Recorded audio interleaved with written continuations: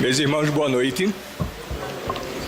Que a paz e a luz do Divino Mestre, o nosso Senhor Jesus Cristo, possa continuar a nos abençoar e a nos envolver sempre.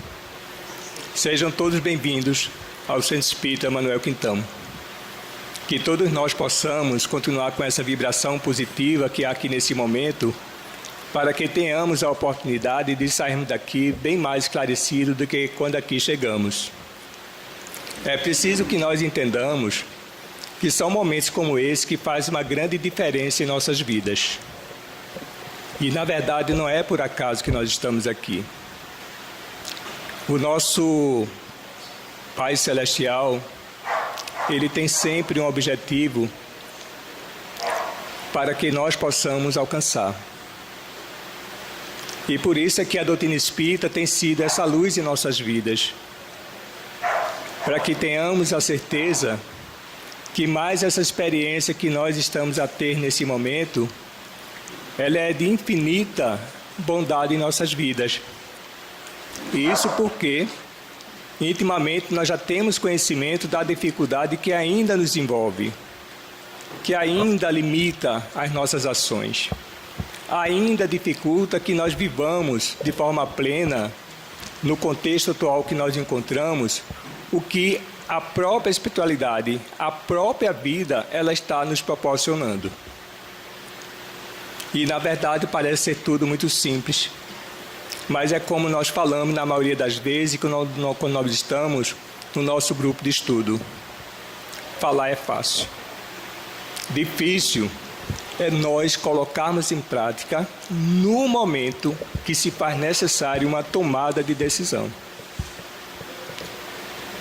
E, na verdade, se nós não tivermos um conhecimento um tanto mais aprofundado sobre essa realidade espiritual que nos envolve e que nós fazemos parte dela, com certeza nós estaremos deixando passar mais uma grande oportunidade, como tantas que já passaram, para que possamos, nesse processo, melhorar cada vez mais a nossa condição evolutiva. Então, nós não estamos aqui simplesmente de férias. Nós estamos aqui para que possamos nos esforçar cada vez mais em fazer com que essa luz que tem dentro de nós, que muitas vezes nós até a desconhecemos e não a valorizemos, para que possamos seguir a recomendação, a força, a coragem, que ela está intrínseca dentro de nós, mas muitas vezes nós não sabemos aproveitá-la como realmente estamos predestinados. Então é nesse momento que aí a gente convida a todos que aqui estão, para que possamos continuar com esse pensamento elevado ao alto, para que o nosso irmão Henrique, quando tiver a oportunidade e for fazer a sua explanação, ele possa ser bem influenciado, para que possamos, como já falamos no início, termos a oportunidade de sairmos daqui bem mais esclarecidos do que quando aqui chegamos. Para o exórdio, nos foi indicado pela direção da casa o item, a pergunta 842 do Livro dos Espíritos, que nós encontramos no item que fala sobre a liberdade de consciência. E Kardec ele fez o seguinte questionamento: como todas as doutrinas têm a pretensão de ser única expressão da verdade, por que sinais podemos reconhecer a que tem o direito de se apresentar como tal? Se nós estamos falando de liberdade de consciência, sabemos que o despertar da consciência é um grande atributo do espírito no momento que nós nos encontramos.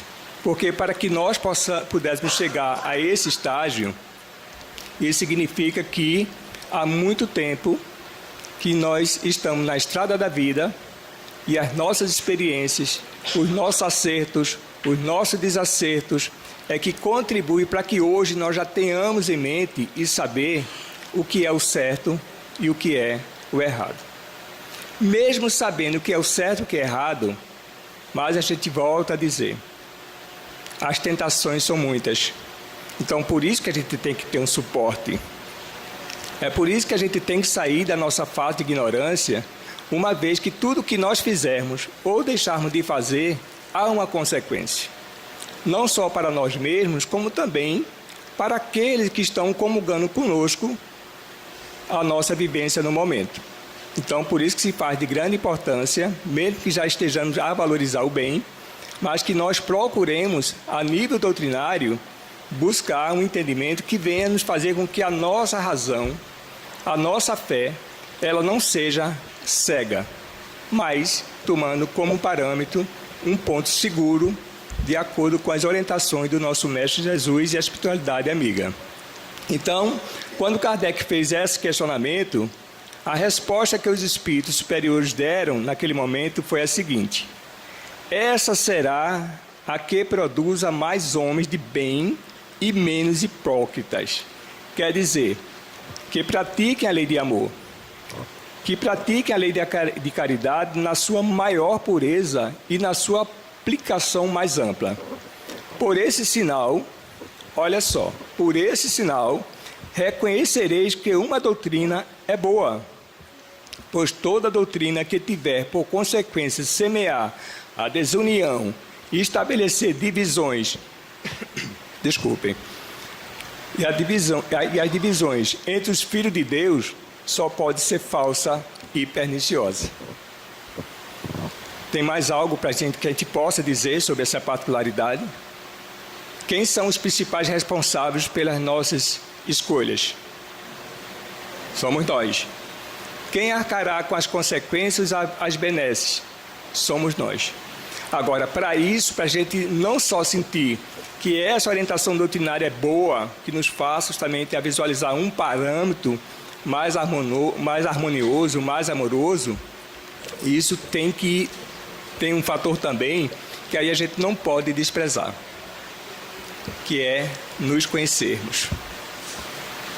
E aí vem o Evangelho e nos fala: conhecerás a verdade e essa verdade vos libertará. Então vejam que com o despertar da consciência aumenta também a nossa responsabilidade, porque sejam quais forem as oportunidades que surgirem, e se nós não tivermos o discernimento de separar o joio do trigo, nós já sabemos que poderemos dificultar um pouco mais a nossa caminhada, embora a nível espiritual sabemos que o espírito ele não retroage nas suas conquistas, mas é tempo que deveremos compensar em uma outra existência, e a gente não sabe quando teremos a oportunidade de ter uma outra condição como essa para exemplificarmos, para experienciarmos o que nós já dizemos intimamente que já sabemos. Então, que Deus ele possa continuar fortalecendo as nossas vidas, que procuremos continuar buscando cada vez mais a verdade. Lembremos que, diante desse contexto, as nossas ações e reações, ela tem e deve ser diferenciada, mas tem que ser um impulso próprio. Isso porque nós somos espíritos imortais e sabemos que teremos que nos esforçar cada vez mais para encontrar o resultado final que nós estamos destinados, que é um dia sermos espíritos puros. Então vamos elevar o nosso pensamento a Deus, para que possamos fazer a nossa prece e colaborarmos com o nosso irmão Henrique na noite de hoje. Senhor Jesus, caminho, verdade e vida para Deus. Mais uma vez, Senhor, nós te agradecemos por essa bendita oportunidade de aqui nos encontrarmos nessa casa de oração e trabalho, para que possamos cada vez mais ter a oportunidade de sentir grande tem sido as bênçãos em nossas vidas. Sabemos, Senhor, que todos nós fomos criados para sermos criaturas felizes, criaturas conscientes das nossas responsabilidades, a fim de podermos colaborar com o nosso Pai Celestial, que nunca tem nos abandonado e nunca nos abandonará. Por isso, Senhor, que diante dessa rogativa é que nós pedimos permissão nesse momento, para poder dar início a mais essa reunião pública doutrinária nesta noite, e que possamos fazer com que o nosso irmão Henrique ele seja bem intuído. E é assim que nós damos por iniciado mais esse momento. Muita paz para todos. E agora, o nosso irmão Henrique. Pessoal, boa noite a todos. Nós vamos, na noite de hoje, conversar com vocês acerca de um capítulo, aliás, 2 tópicos de um capítulo do Evangelho segundo o Espiritismo, que é o capítulo 10º, Bem-aventurados misericordiosos, e o tópico é o sacrifício mais agradável a Deus. Nós vamos ler aqui a passagem que está em Mateus, o comentário de Kardec, e aí nós vamos trocar algumas ideias com vocês, conversar acerca um pouco dessa passagem, desses ensinamentos, que é um capítulo, quem já leu o Evangelho, ele fala muito, está muito relacionado ao perdão. E é um capítulo que vale a pena, né? A gente sempre está dando uma olhada, sempre está dando uma lida, porque nós precisamos do perdão em nossas vidas. Tanto para dar o perdão, como também para receber. E esse capítulo, Kardec coloca alguns tópicos e os espíritos, de uma forma muito clara, eles vão explorando. Então, na passagem, no tópico 7, Mateus narra o seguinte: portanto, se estás fazendo a tua oferta diante do altar, e te lembrar aí que teu irmão tem alguma coisa contra ti, deixa ali a tua oferta diante do altar e vai te reconciliar primeiro com teu irmão, e depois virás fazer a tua oferta. Isso quem narra é Mateus. Kardec faz um comentário, um breve comentário logo abaixo. Jesus ensinou que o sacrifício mais agradável ao Senhor é o dos próprios ressentimentos, que antes de pedir perdão ao Senhor, é preciso que se perdoe aos outros, e que, se algum mal se tiver feito contra um irmão, é necessário tê-lo reparado. Somente assim a oferenda será agradável, porque será proveniente de um coração puro de qualquer mau pensamento. Ao entrar no templo do Senhor, deve deixar lá fora todo sentimento de ódio e de animosidade, todo mau pensamento contra seu irmão.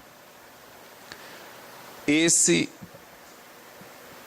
tópico, esse trecho do Evangelho, ele é de uma forma muito clara, que muitas vezes nós, quando vamos elevar o pensamento ao alto, a Deus, ao Cristo, aos bons espíritos, ao nosso guia espiritual, nós elevamos o pensamento, mas estamos com o coração em nódoa.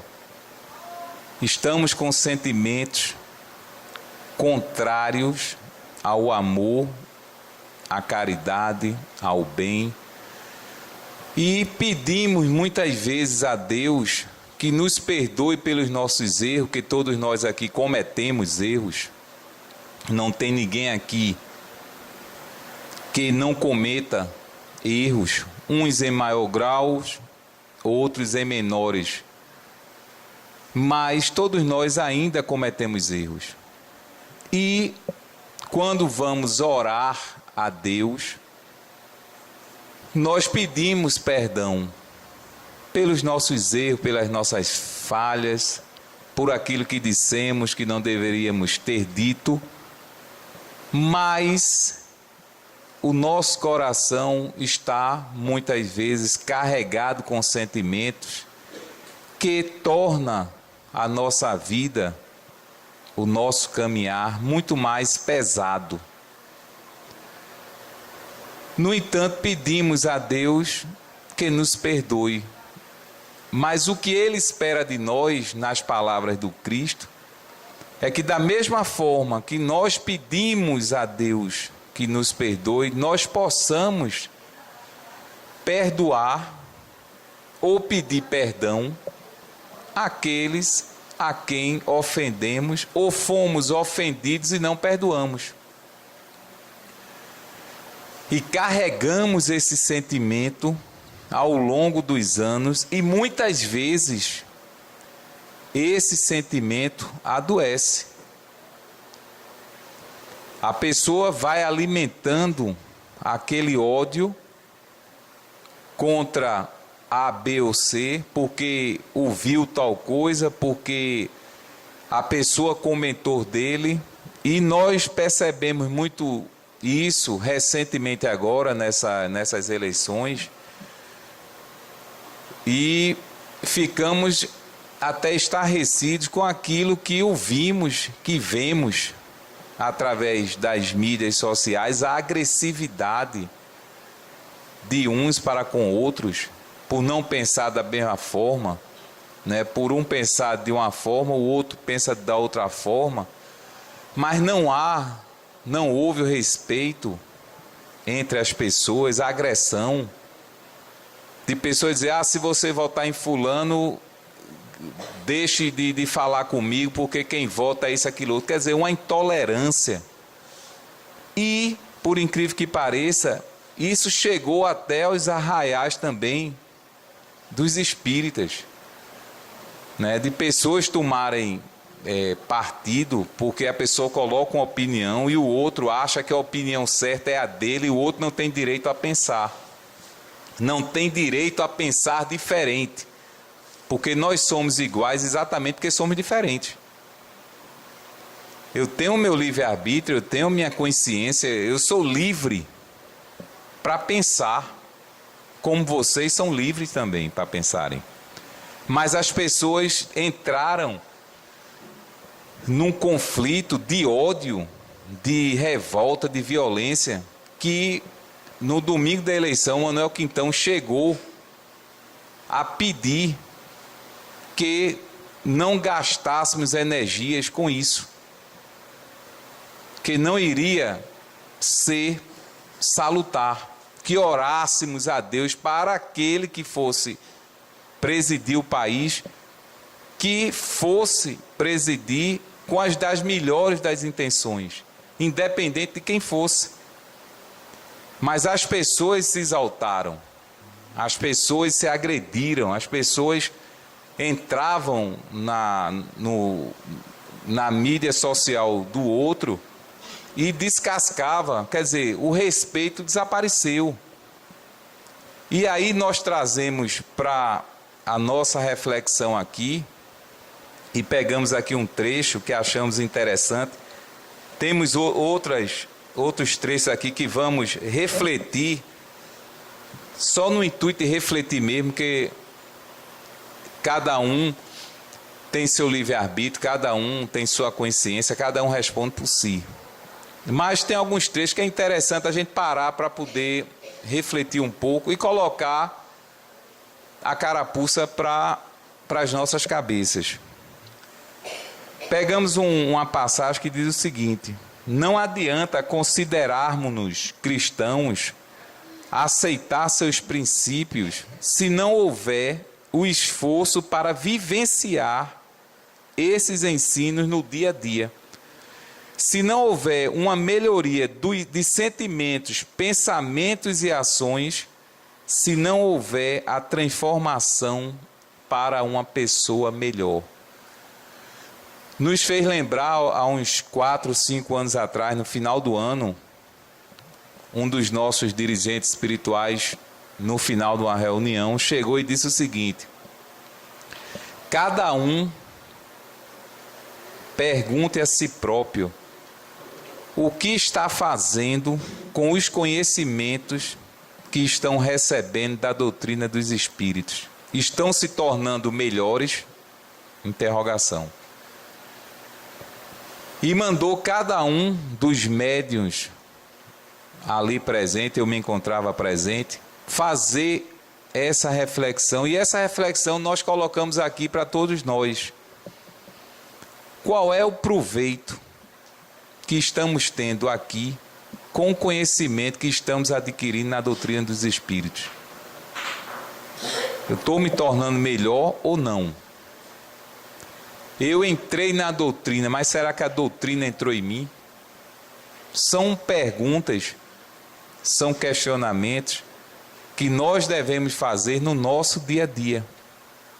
Não basta simplesmente eu vir a uma casa espírita, eu ir a uma igreja, eu ir a um templo, seja lá onde for, mecanicamente, como obrigação. Eu vou para o centro porque eu estou com o obsessor e eu preciso que o obsessor seja atendido, seja afastado. Muitas vezes pensamos assim. Mas a pergunta é: qual é o proveito que eu estou tendo na minha vida, no meu dia a dia, com o conhecimento que eu tenho da doutrina? Seja ele pequeno, médio ou grande, não interessa. Cada um aqui está num patamar. Uns chegaram mais cedo, outros chegaram mais tarde, outros vão chegar. Mas, com o que eu tenho aprendido, com o que eu tenho compreendido da doutrina dos espíritos, isso está me tornando um ser humano melhor? É esse o grande questionamento que devemos fazer em nossas vidas.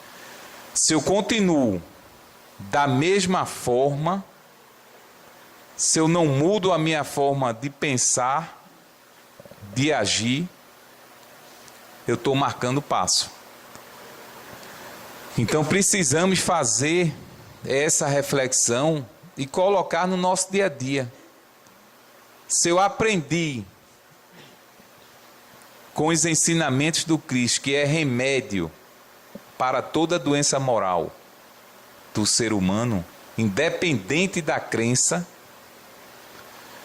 se eu pego esses ensinamentos que são atuais, eu tenho que perguntar a mim, qual o uso que eu estou fazendo na minha vida? Se eu ler um capítulo desse, o 10º, que fala dos misericordiosos, que eu devo ter misericórdia, que eu devo perdoar, que eu devo pedir perdão, será que eu coloco isso em prática? Ou será que eu estou carregando uma mágoa de meses, anos, e não consigo me libertar? E essa mágoa, pelo que eu alimento, provavelmente vai gerar uma enfermidade. Porque já é uma enfermidade da alma, mas pode chegar no corpo físico. Adoece.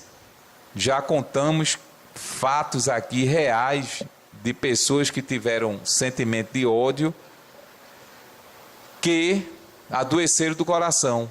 E o médico disse, ou você perdoa ou você morre, não adianta a cirurgia. A cirurgia vai prorrogar, mas você vai morrer.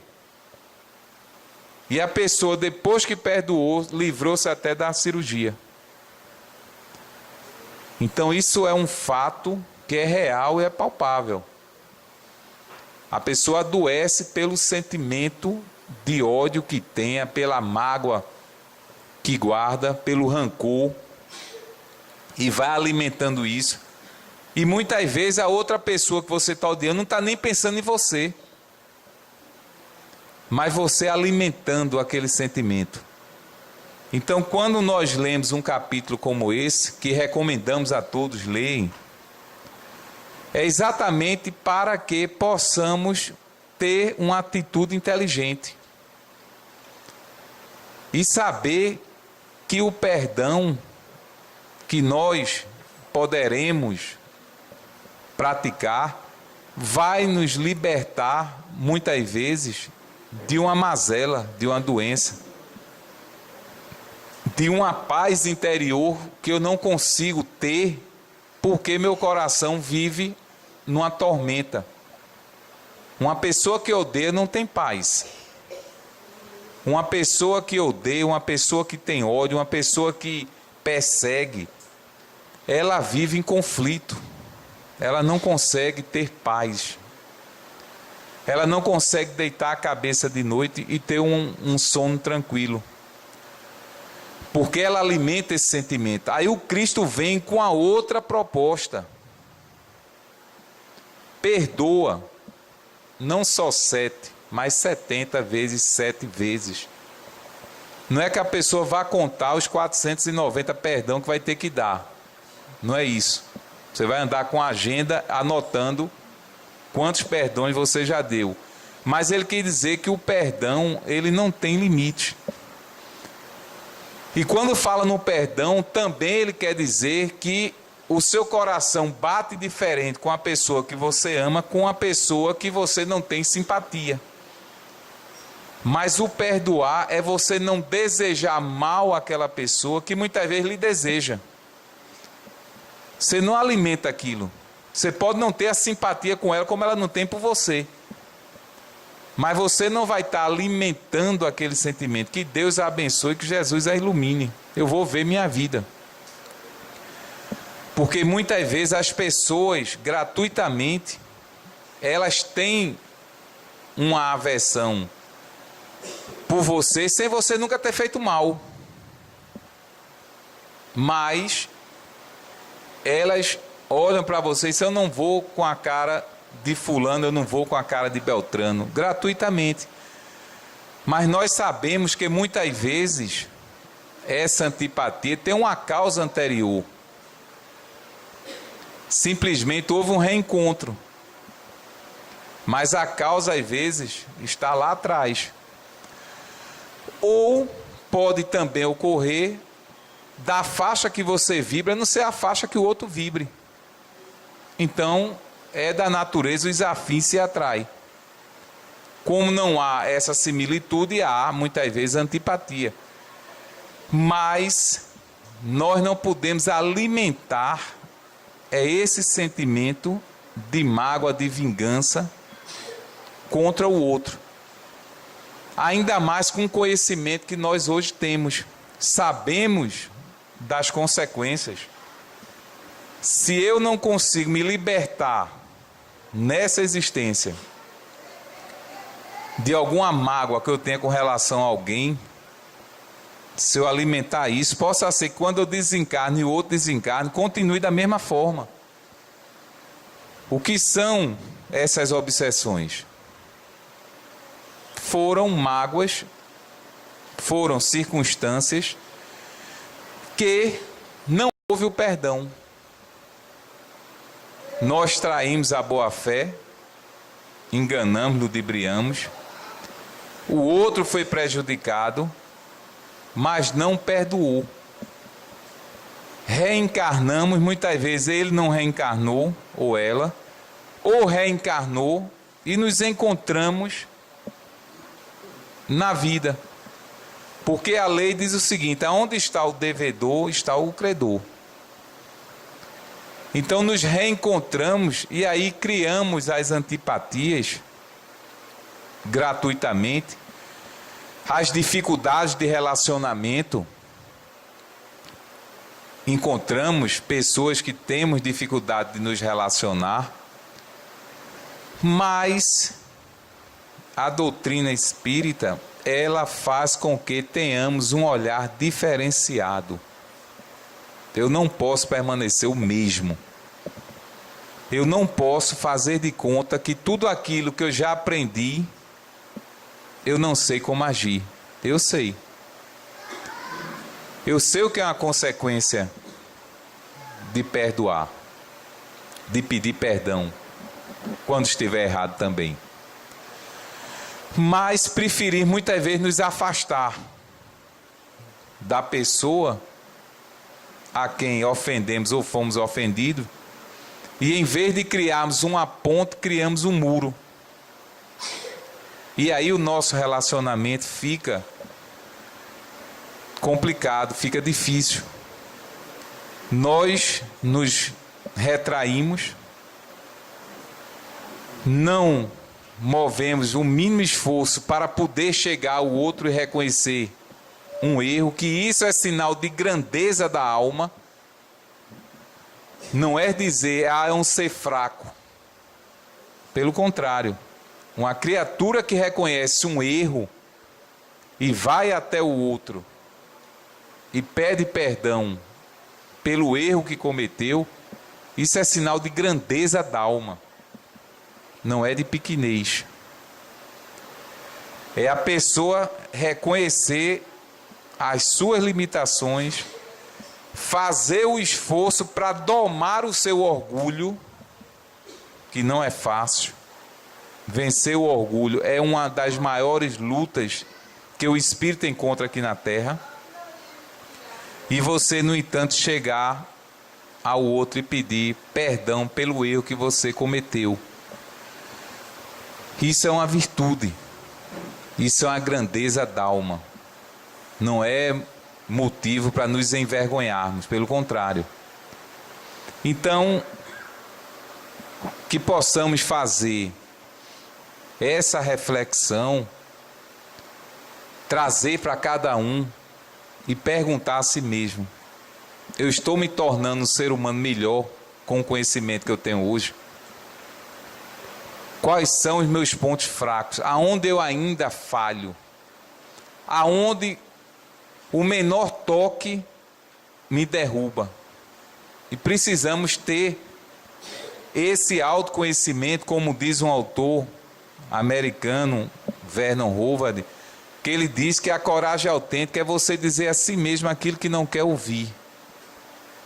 É você ter essa grandeza de chegar para si próprio e dizer quais são os meus pontos fracos.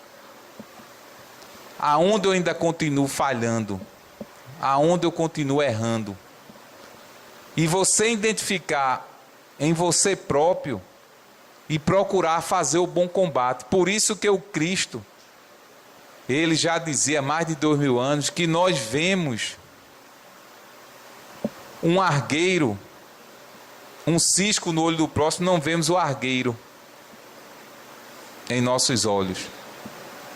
Nós enxergamos no outro todas as imperfeições que achamos que o outro tem, mas, no entanto, em relação às nossas próprias imperfeições, nós somos cegos. Não enxergamos e não admitimos que alguém possa dizer algo que venha a nos contrariar. Não admitimos, mas somos ferinos em chegar e apontar a falha do nosso próximo. Mas quando diz respeito a nós mesmos, nós não temos essa visão. Nós não enxergamos. Somos cegos. Nós pegamos um livro que é uma continuidade em parte desse tópico, que é a opinião espírita de Emmanuel e André Luiz. E é um capítulozinho, examinamos a nós mesmos. São vários trechozinhos que nós selecionamos aqui. Lógico, não dá para trazer tudo, nem o tempo dá também. Mas colocamos alguns trechos que exatamente está relacionado com isso aqui, que nós aqui lemos, do Evangelho segundo o Espiritismo. Faz uma ponte. E o bom da literatura espírita é que nós temos um material que desencarnamos e não conseguimos ler. São vários autores, vários livros, cada vez chegando mais, mas sempre procurando trazer informações para nos tornarmos seres humanos melhores. Essa é a grande proposta da doutrina espírita, tornar o ser humano melhor. E nesse capítulo do Examinamos a Nós Mesmos, nós selecionamos alguns trechos, vamos ler aqui e comentar um pouco com vocês. Útil assim verificar de quando em quando, com rigoroso exame pessoal, a nossa verdadeira situação íntima. Quem aqui, com toda honestidade, nessa semana, fez uma autoanálise? Levante a mão. 1, 2, 3. Luci não fez, vai pagar. 4, 5, 6, 7, 8, 9. Mas ó, vamos arredondar para 10. 10 de mais de 100. 10%. Tiveram a coragem de fazer essa autoanálise, que está no Livro dos Espíritos, lá no final, Santo Agostinho, que dá essa fórmula. Quando chegar no final do dia, interrogai sua consciência e perguntai se deixasse de fazer alguma coisa útil a alguém, se feristes alguém. É você passar em revista. Isso está lá no Livro dos Espíritos, lá no final, na pergunta 1000 e pouco, ou 900 e pouco. Essa autoanálise que ele fazia todos os dias no final do dia, à noite, antes de dormir, ele fazia essa reflexão. Por quê? Através da reflexão, nós começamos então a identificar os nossos pontos fracos e procurar combatê-lo. Porque no próprio Evangelho, Kardec, na definição que ele faz do verdadeiro espírita, ele diz que é aquele que luta para dominar as suas más inclinações. Ele não dominou ainda. Ele está lutando para dominar as suas más inclinações. Mas se nós não pararmos para fazer essa reflexão que 10% aqui fez, com certeza esses 10% vão para nosso lar quando desencarnar, o restante vai ficar por aqui mesmo. É um umbral não que a gente já vive, né? Ou daqui ou desce. Se não fizer essa reflexão, como é que nós vamos dar um salto? Se nós vivermos mecanicamente, acordar, tomar café, tomar banho, tomar café, trocar de roupa, ir para o trabalho, chega de noite, janta, tal, vê e dorme. A vida passa. Quando olharmos pelo retrovisor, já estamos chegando lá na frente, já estamos quase pedindo parada. Já passou o trem. E aí? Aí desencarnamos. Chegamos no mundo espiritual. Vai chorar o leite derramado. Ou então vai dizer, se eu soubesse. Era para eu ter feito isso, aquilo outro. Era para eu ter perdoado. Era para eu ter ajudado mais. Era para eu ser mais caridoso. Era para eu ser mais tolerante. Era para eu amar minha esposa. Era para minha esposa amar meu marido. Era para eu amar meu filho. Era para ter feito. Era para eu ter perdoado o vizinho. E começa a lista. Porque a cobrança não é ninguém que vai lhe apontar. É só a consciência que vai dizer. E aí eu li de Chico Xavier dizer o seguinte: dos espíritas, quando ele estava encarnado, dos espíritas que desencarnaram, não vi um que se apresentou a mim sem lamentar o tempo perdido na existência. Gente, isso é muito sério. E olha que ele citou alguns que foram espíritas que realmente, na minha concepção, no meu entendimento, trabalharam. Mas não chegou um para dizer a ele: estou com a consciência tranquila, estou com o dever cumprido. Não teve um, todos lamentaram o tempo perdido na existência. Se nós formos fazer um cálculo muito rápido, de dormir 8 horas por dia, 8 horas por dia, nós passamos praticamente 40% da nossa existência dormindo, sem contar os cochilos que eu estou tirando, e às vezes que dormir mais de 8 horas, chega a 10 horas. Nós passamos quase metade da existência dormindo, gente. Já pararam para pensar nisso? Metade da sua existência você dormindo. Por isso que tem espíritos que desencarnam, reencarnam e não sabem nem que desencarnou. Verdade. Não sabem. Estão vivendo numa eterna sonolência, não despertaram. Chega no mundo espiritual, não sabe que desencarnou. De repente está no corpo físico de novo, não viu nenhum processo. Então é preciso nós termos esse olhar atento para que possamos aproveitar o tempo que ainda temos na existência, que nós não sabemos. Não sabemos. Uns têm mais, outros menos. Garanto que daqui a 30 anos, metade desse auditório provavelmente não está mais aqui. Encarnado. Quer dizer que vai desencarnar antes, né? Cessa deu um olhar comprometedor. Ninguém sabe, mas isso é uma realidade. Uns vão mais cedo, outros vão mais tarde, mas todos irão. Isso é um fato. Mas precisamos o quê?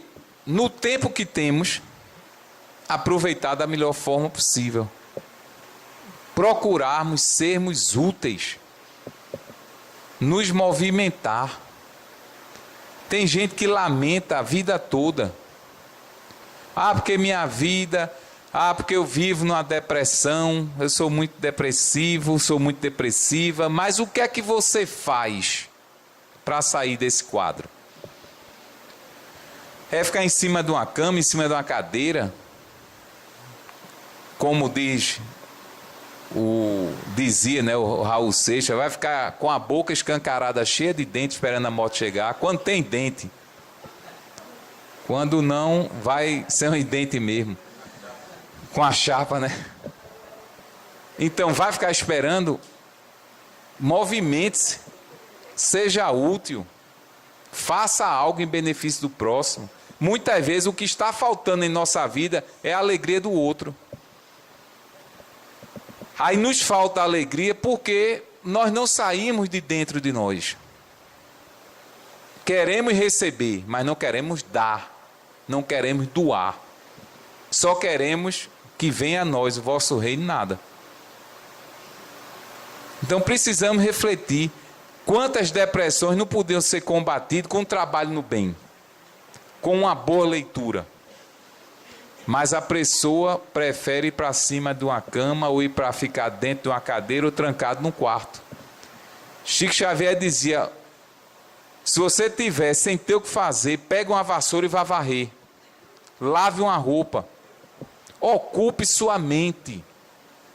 Produza. Nós não reencarnamos aqui para ociosidade, não. O objetivo da reencarnação é tornar o ser humano melhor. É nós aprendermos, compreendermos, mudarmos e evoluirmos. Não é perdermos tempo. Não é ficarmos ociosos. Não, é trabalhar. E temos oportunidade para isso. Quantas pessoas que estão ao nosso lado precisando muitas vezes 5 minutos da nossa atenção para que ela deixe de tirar a vida, para que ela possa colocar para fora aquilo que ela precisa, mas não tem quem escute. E nós perdemos 1, 2, 3 horas na frente de uma televisão e não perdemos 5, 10 minutos com uma pessoa que vem conversar conosco, desabafar. Nós não temos tempo. Não temos tempo para nada. Mas temos tempo para aquilo que não deveríamos ter tempo. Mas para ouvir, isso é caridade também. Caridade, você saber ouvir e dizer uma palavra. Como estava ontem, eu acho, estava ouvindo uma narrativa de Divaldo Franco, ele dizendo que numa das viagens que ele fez, numa conexão, ele foi entrar no banheiro, no lavabo lá para lavar as mãos, passar água no rosto, por causa do calor, e viu que tinha uma funcionária que faz a limpeza do ambiente, estava lá chorando, sozinha no banheiro, limpando o banheiro muito limpo, mas ela derramando lágrimas. E ele, quando lavou o rosto, virou para ela e disse: que bom que você está aqui. Aí ela olhou para ele, ela disse: mas por quê? Ele disse: porque eu estou vendo que o banheiro está tão limpo, tão bem asseado, apesar de você estar chorando, você mesmo na sua dor, você está fazendo o trabalho com amor. Tudo aqui está perfeito, higienizado. Que coisa importante, como você é importante. E aí, ela olhou para ele, já parou de chorar. Ele disse: não sei qual é a sua dor, mas eu peço que você não fique nessa condição. Ela disse: eu perdi o grande amor da minha vida. Ele disse: se você perdeu o grande amor da sua vida, é porque talvez ele não merecesse o amor que você tem para dar a ele. Se ele lhe deixou, não fique nessa condição. Vai aparecer algo melhor. Vai aparecer alguém que vai lhe dar o que ele não poderia lhe dar. Aí ela já retomou mais, já parou de chorar e disse: o senhor pensa isso mesmo? Ele fez: com certeza. Você merece algo melhor. Aí ela parou e disse: é verdade, aquele cachorro. Aí soltou o verbo no sujeito, esculhambou, botou ele lá embaixo e disse: sabe de uma coisa, o senhor tem razão. Eu não vou, eu estava pensando até em me matar. Ele fez: não faça isso. Você, uma morena tão bonita, ela era jovem, tem uma vida pela frente, vai tirar a existência por conta de alguém que lhe deixou, é porque vai chegar outro melhor. Ela tomou ânimo: posso lhe abraçar? Ela disse: claro. Aí ele deu um abraço nela.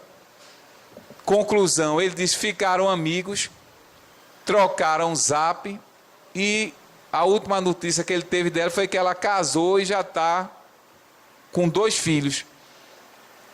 Veja bem, talvez se ele não tivesse ali olhado para ela como a parábola do bom samaritano, que foi tocado de compaixão. Porque poderia eu entrar no banheiro, ver a pessoa chorando e para mim ser indiferente. É mais uma pessoa que está chorando.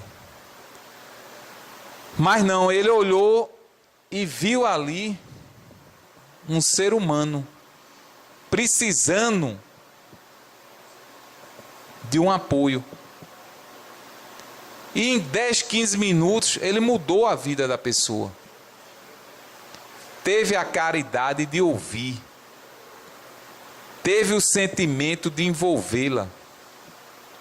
E ela, que ia tirar a sua vida,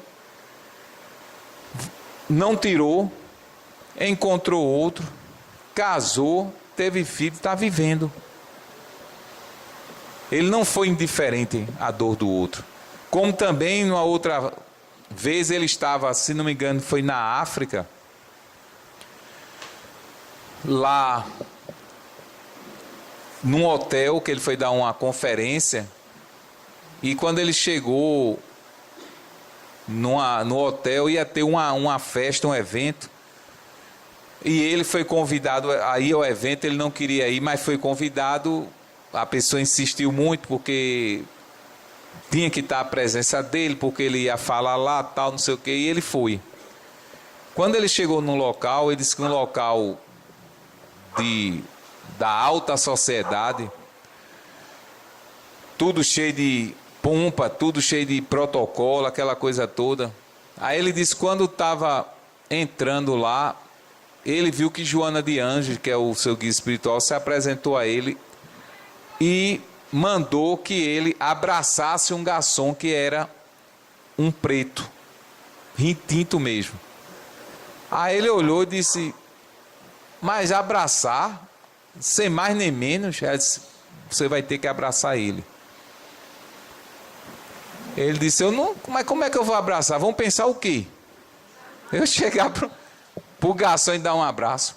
Ela disse: mas você vai ter que fazer. Aí ele ficou pensando como é que ia abraçar o garçom, sem mais nem menos. E aí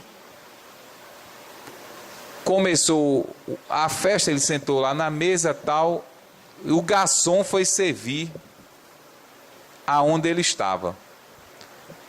Ele disse: o momento é agora. O garçom chegou, quando colocou o prato, ele pegou pelo aço, levantou-se, disse: posso lhe dar um abraço? Aí o garçom chega, deu um recuo, ficou, e ninguém entendeu também. Aí ele abraçou. O garçom ficou todo destreinado, ele também, mas deu. Continuou, o pessoal olhou para ele, uns olharam para os outros sem entender, mas ele continuou. Comeu algumas coisas e tal, e quando foi à noite, ele estava indisposto. Alguma coisa que ele comeu não fez bem. E aí no dia seguinte ele não desceu. E aí o anfitrião, o garçom perguntou ao anfitrião, o que recebeu o abraço, onde estava ele. Ele disse: não, ele ficou no quarto porque está indisposto. Aí ele foi até o quarto dele, de Divaldo, bateu lá, Divaldo abriu, ele chegou e foi trazer algo para tentar melhorar a condição que ele se encontrava. Aí Divaldo chegou, disse: obrigado pela a sua preocupação em trazer algo para mim, que realmente eu comi alguma coisa, não me fez bem. Ele disse: eu posso lhe falar uma coisa? Divaldo disse: pois não. O senhor foi a primeira pessoa, um branco, que me abraçou.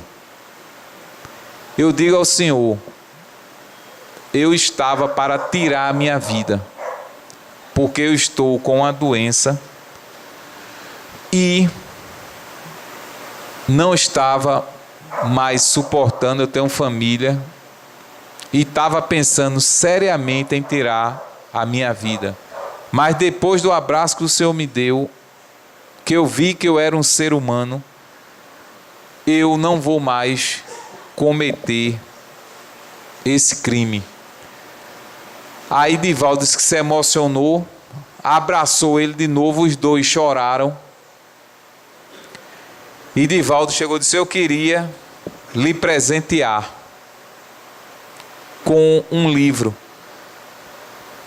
que vai mudar a sua vida. Aí ele disse: com certeza, Aí Divaldo Paul deu a ele o Evangelho segundo o Espiritismo.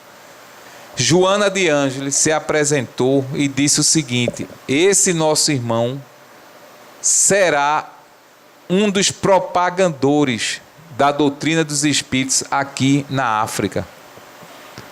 Vamos prepará-lo para isso. Ele não vai desencarnar agora. Vejam como as coisas acontecem. Divaldo deu o livro a ele, pegou o contato dele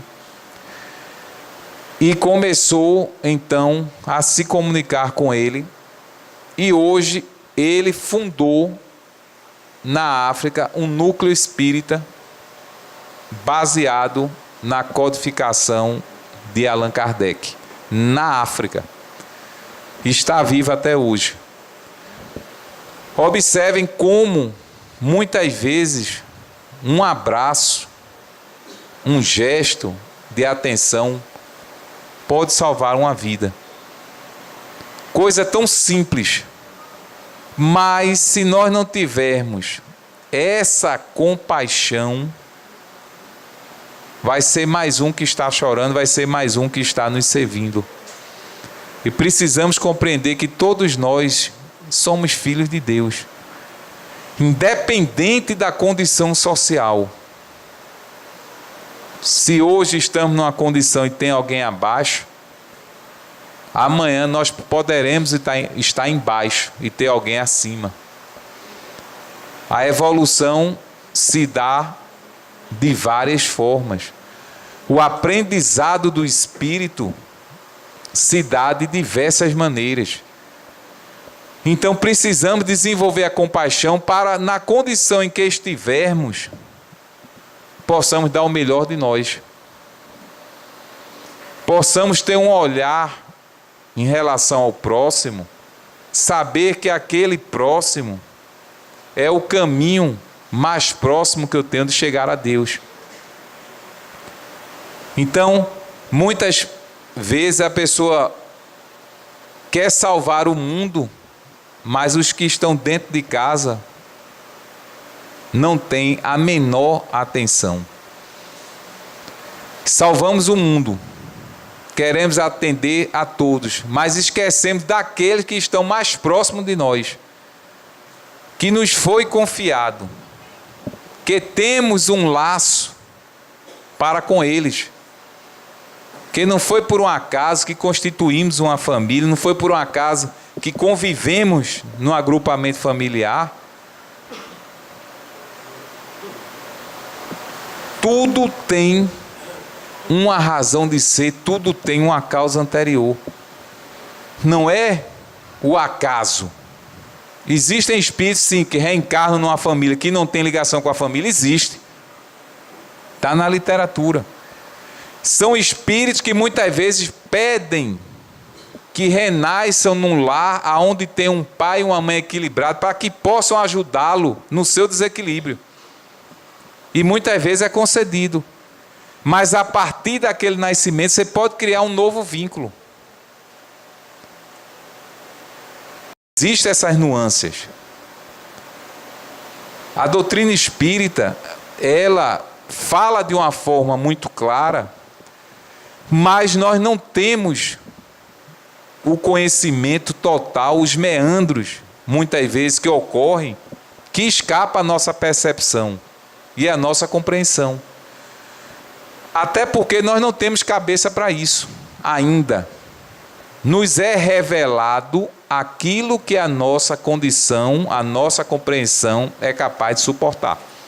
Se tem gente que não aceita hoje, até hoje, que existe nosso lar, acha que aquilo não existe, que foi uma obra de ficção, avalie se André Luiz aprofundasse mais, porque ele disse: aquilo que eu revelei foi o que me foi permitido. Ele não pôde ir além, porque nós não teríamos cabeça para isso. Então, aquilo que foi permitido foi revelado. Mas maiores revelações vão chegando a partir do momento que nós amadurecermos mais. Quanto maior o amadurecimento do espírito, maior serão as informações. E para isso também, melhor tem que estar os médiuns preparados para poder receber essas revelações. Porque chegam através dos médiuns. O médium precisa crescer também, amadurecer, ampliar seus conhecimentos. Quebrar muitas vezes as ideias preconcebidas, para que os espíritos possam, aos poucos, dentro de uma dosagem, ir revelando. Mas nós não temos ainda a condição de saber tudo, estamos muito longe. Jesus dizia: conhecereis a verdade e a verdade vos libertará. E Chico Xavier diz, ele só não disse quando. O quando nós não sabemos. Porque é o amadurecimento de cada um. Está chegando aqui o nosso horário. Nós recomendaríamos a todos que procurasse no Evangelho segundo o Espiritismo, não só no capítulo 10, que é o Bem-aventurados misericordiosos, mas nos demais capítulos, procurem ler. Ler. Não é passar a vista, é estudar. E refletir naquilo que está compreendendo. E, acima de tudo, procurar colocar na vida prática de cada um. Se colocarem em prática aquilo que está no Evangelho, nos ensinamentos do Cristo, tenham certeza absoluta que a vida de vocês vão mudar. Mas vai dar um salto qualitativo enorme. Não tenham nenhuma dúvida quanto a isso. E que os 90% daqueles que não fizeram a auto-reflexão, procurem a partir de agora fazerem. Que seja uma vez na semana. Mas pare, reflita um pouco. Aonde eu preciso melhorar? Em que eu já melhorei? Aonde eu ainda não saí do lugar? Descubram em si próprio aonde está a mazela e tenham certeza, a única pessoa no mundo que pode mudar a sua vida é você mesmo. Você tem a chave da cadeia. Se você colocar, você pode abrir. A chave está nas suas mãos. E como temos 1 minuto, vamos fazer aqui a nossa propaganda, nosso marketing, na caridade, claro, que é a segunda feijoada do bem, que vamos fazer lá na creche Manuel Quintão, que hoje está sendo tratado como Lar Manuel Quintão. Estamos mudando, porque graças a Deus o conceito ampliou, os trabalhos ampliaram, e de creche partiu para ser um lar. E vai ser no dia 24 agora de novembro, às 11 horas da manhã, vai ser um sábado. Vai ter show lá com Nena Queiroga, que é nossa madrinha, e família Chumbago também, que é um amigo nosso que está desde o início conosco. Vai ser um evento onde vai ser uma feijoada sem gordura, fluídica. As pessoas vão se alimentar, não vai ter indigestão, não vai passar mal, não vai aumentar colesterol nem triglicerídeo. Vão ter música e vão aproveitar para conhecer quem não conhece e quiser conhecer. Vai ser uma grande oportunidade de passar um dia diferente, sair do comodismo, sair do ostracismo e procurar conhecer um ambiente que com certeza está com as portas abertas para receber aqueles que queiram ajudar de qualquer forma. Então, sintam-se convidados, vamos deixar aí. Oi? O valor vai ser... como pagar é pagando, né?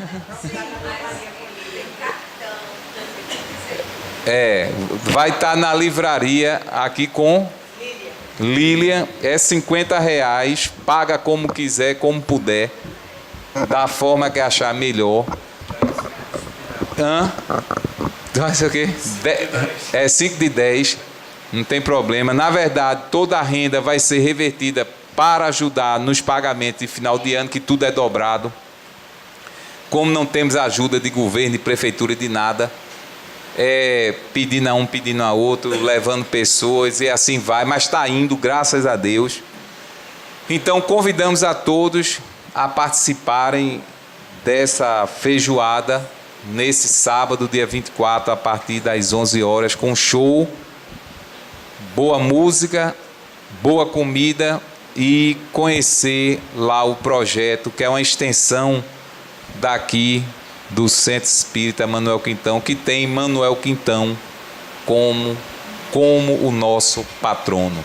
Sintam-se convidados, os ingressos vão ficar lá. Oi? O quê? O endereço. Porque tem muita gente. O endereço está aqui. Como chegar? O endereço está aqui no próprio mapa. Tem aqui, é na segunda perimetral de Olinda. O endereço eu não gosto de dar muito, porque é meio constrangedor, que é do lado da entrada do Hotel Tititi. Então as pessoas, onde é que fica? Quando é mulher, então eu fico, olha, perto da tribuna tal. Depois da tribuna. Mas se botar lá, é até um perigo colocar no Waze, né? Hotel Tititi, que vai subir do lado dele, mas chegou nele, do lado tem a subida, terminou a subida, é o lá Manuel Quintão. Ou, logo após a entrada da tribuna, vai passar também outro hotel, que é o Primavera. É por isso que a creche está lá, gente, que eu quero de menino que tem lá, não é brincadeira. Está exatamente nesse ambiente, mas na parte de cima. Os motéis estão embaixo e a creche está lá em cima, graças a Deus, atendendo aí essa comunidade tão carente, tão necessitada de tudo. Vocês não têm nem ideia do público lá que nós atendemos. É coisa de tocar o coração, de você nem acreditar que existem famílias que vivem naquelas condições, mas que, graças a Deus, estão tendo uma oportunidade de ali receber tratamento odontológico, tratamento médico, alimentação e educação, e esporte e cultura. Então precisamos do apoio de todos, daqueles profissionais que queiram prestar um serviço lá, médicos, queiram atender. Temos consultório montado, com ar-condicionado, com tudo, para que possa atender aquela comunidade, que é muito carente. Fizemos uma ação agora recentemente lá, de combate a piolho. Não foi isso, Luci? Piolho? Piolho era por quilo, você tem que entrar abanando. Mas tratou-se a cabeça desses meninos, do responsável, e medicação contra a verminose. Fizemos a ação para 164 pessoas foram atendidas, entre crianças e familiares. Então sintam-se convidados, o ingresso vai estar lá, que Deus nos ampare e nos abençoe. Bem, meus irmãos, chegamos ao término de mais uma reunião pública doutrinária e acreditamos que o melhor aconteceu nesta noite. Com certeza iremos sair daqui bem mais atentos e cientes da necessidade de continuarmos perseverando no caminho do bem. E que o pouco que nós sabemos ainda é muito pouco, mas está suficiente de acordo com a nossa necessidade e consentimento do Criador. Então cabe a nós ampliar, cabe a nós também ter a coragem, ter o discernimento, para que possamos colaborar de forma mais absoluta e mais ampla, mesmo nessa condição que nós nos encontramos nesse momento. Então vamos pedir à nossa irmã Cessa que faça a prece de encerramento da primeira parte dos trabalhos. Cessa. Entrar em total sintonia com a espiritualidade. Esquecer os pensamentos que são fortuitos, que são muito fáceis de desconcentrar, mas vamos pensar na luz do Cristo, a bondade desses espíritos em nos protegerem, nos guiarem, nos ampararem, de todas as formas, nos ajudando na saúde física, mental e espiritual, porque a dedicação deles é ímpar na nossa vida.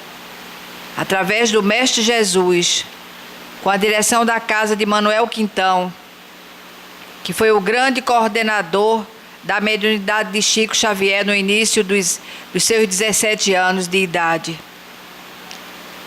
Então, vamos agradecer e pedir a nosso Senhor Jesus Cristo que nos dê o discernimento de sermos bons, principalmente para o próximo. Que assim seja.